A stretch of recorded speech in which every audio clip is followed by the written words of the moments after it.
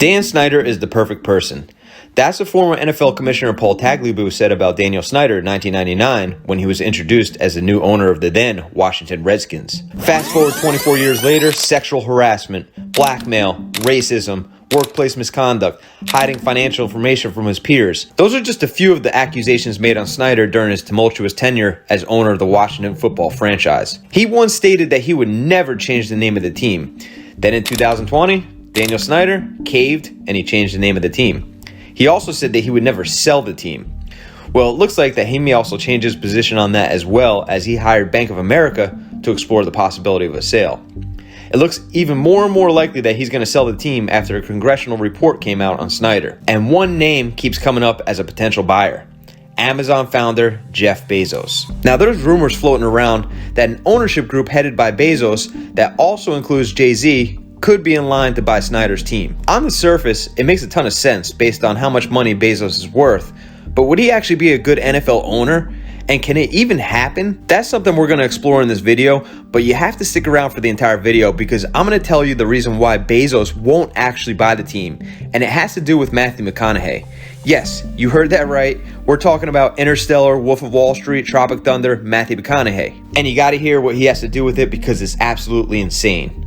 But before we get started, if you can please click that subscribe button below, as well as the bell notification so you get updated every time we put out a new video. Now look, nobody's going to miss Snyder when he's gone. Specifically the Redskins fan or Washington football fan or Commander fans or whatever the heck they call themselves these days. The franchise hasn't done much winning since he took over, going 156, 212, and 2. Now, if Bezos were to buy the team, do you think it will make things that much better? If things do get better on the football field, it can't be bought with money. If you recall, in Snyder's first year in Washington, he overpaid older players like Deion Sanders and Bruce Smith to play for the team. He bought his coach and Steve Spurrier too at one point, because at that time, Snyder and Jerry Jones were looked at as the richest owners in the league. Well, times have changed and he's no longer even in the top 20 of richest owners, but it wouldn't matter if he was.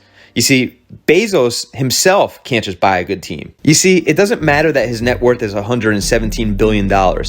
Heck, he probably even made another $100 billion just while you're watching this video, and it still doesn't matter. There's a hard salary cap in place that prevents owners from just paying everyone. It's what helped keep the parity in the league, and that's why teams like the Bengals can compete. But here's where Bezos does shine. He knows how to run a business, and in the end, that's what an NFL team is. Bezos grew Amazon to what it is today, and not because he's good at everything, but it's because he's good at putting leadership in place. Now you have to look at the bright side now with the Commanders. They've got a decent young core to build around with guys like Chase Young and Terry McLaurin. If he were to put the right GM and coach in place, he can probably turn things around very quickly. He can probably even win with Ron Rivera in place. Of course, the Commanders still need a quarterback. Taylor Heineke is serviceable, but he's not the guy. And Carson Wentz, don't worry, I'm not even going to waste your precious time with that one. While we can speculate about how the Commanders will fare with Bezos sitting in the owner's box listening to some Jay-Z, but guess what? It's just not going to happen. And here's why. Daniel Snyder has been a punching bag for pretty much all forms of the media over the past 20 years. Through all his transgressions, he's been keeping journalists super busy with no other media outlet more critical than him than his hometown newspaper, the Washington Post. And guess who owns the Washington Post? Yep. Jeff Bezos. I dare you to find something good written about Daniel Snyder.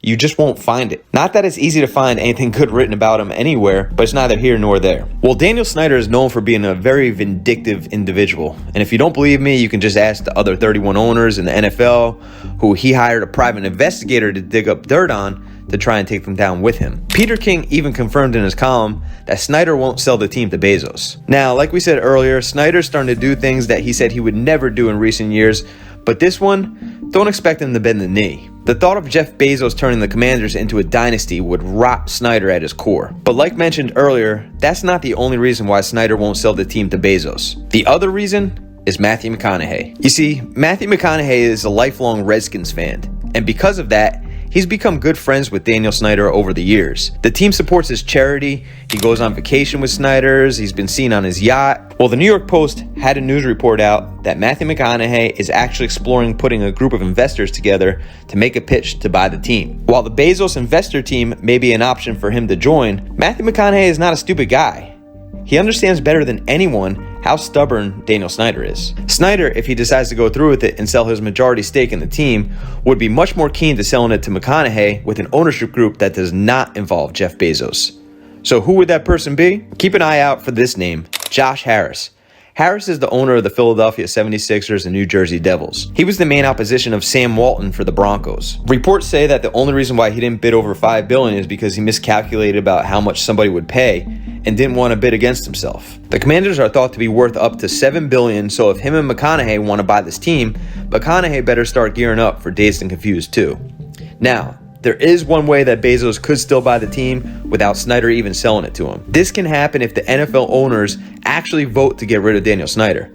Yes, they can actually vote him out. And in that case, Snyder might not be able to pick who the next owner of the team is. It would go to the highest bidder, and the only person that may be able to outbid Bezos would be Elon Musk, who seems to have his hands full already. You see, Washington needs a new stadium, so the owners want to pick a guy that would be able to make it happen. And public funding may not be able to get it done alone, so Bezos' money may actually come into play here, and the owners may see that he's a good fit. While it may seem like a given that the owners want Snyder out, it's not given that they would vote him out. They likely don't want the headache, and as we mentioned earlier, Snyder does say that he has dirt on some of the owners, so they might want to avoid the drama. So what do you think? Leave me a comment below and tell me, who do you think is going to wind up buying the Washington Commanders?